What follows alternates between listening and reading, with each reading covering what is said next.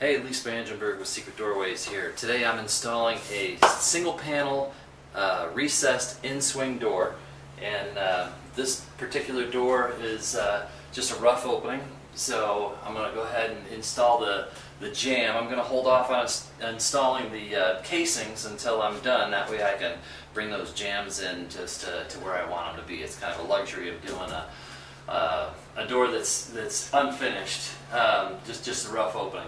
So I'm going to go ahead and install the jamb first.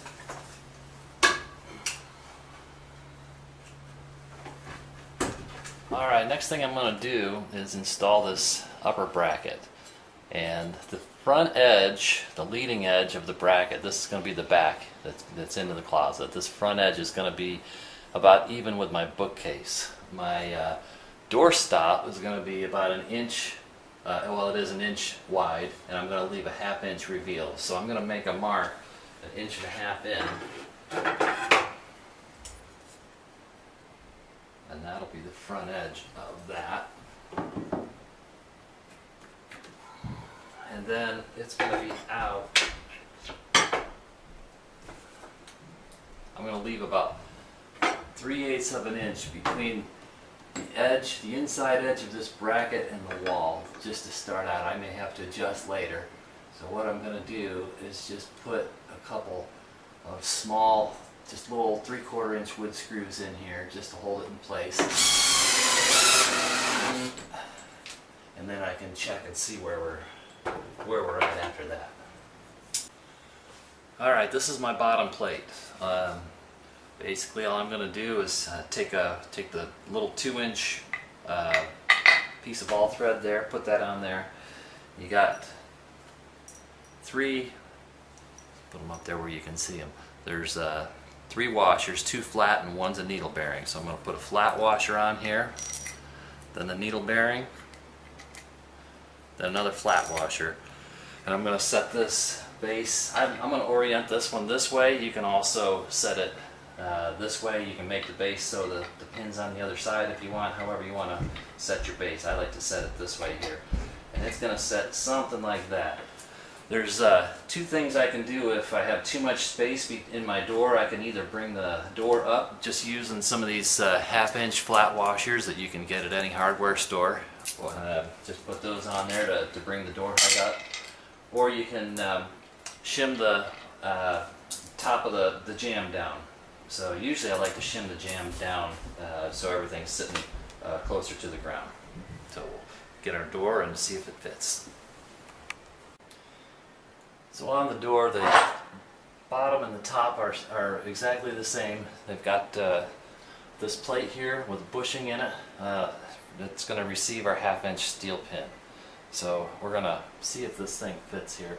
I'm going to set the bottom of the door on the base onto that pin that I just showed you, and then we'll drop a 3-inch pin down through that bracket that's hanging there into the top of the door.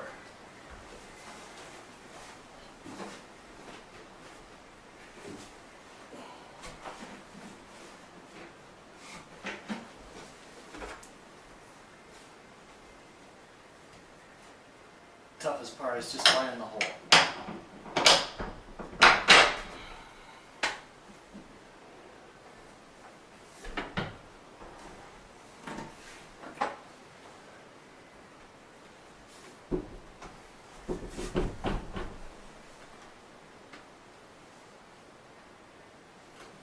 Alright, that's not bad. I'm going to have to bring the jamb in a little bit, check for plumb and all that, but I think we're pretty darn close.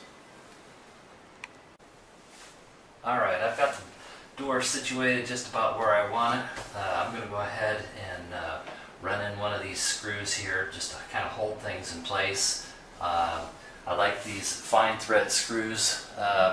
They don't grab the carpet as well, or as much I should say, especially on Berber. If you're doing a door that's in a basement and you have to drill through the Berber carpet to the concrete, you gotta actually cut out a square of carpet because that drill bit will grab that Berber thread and run with it. So you gotta be real careful on Berber. With this plush, it's not bad at all. So I'm gonna just put one in for now, and then just keep checking things and tighten things down as I go. Alright, this door is coming out very nice. I just had to shim a little bit there on the left side. I added some washers on the bottom just to bring it up. This piece of trim just has to be within 3/4 because that's going to be my door stop. So we're looking good there. I added some 1/2-inch washers to the bottom as opposed to shimming it down, because at the bottom I'm going to add a floor sweep. So here's where the miss is. Just barely clearing as we close the door. Give yourself a 1/8 of an inch or so. Don't make it too tight or you'll be in trouble. And then at the bottom, like I said, I'm going to add a floor sweep.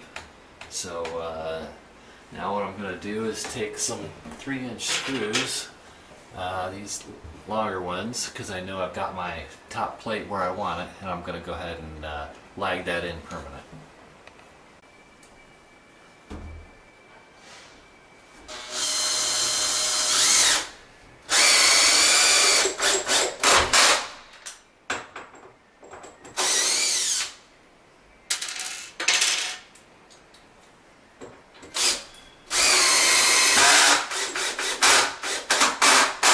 This is the non-pivot side of the door. We're going to start putting in our door stop. This is 3/4 inches thick. I made it 1 inch wide, and I made a mark 1.5 inches in.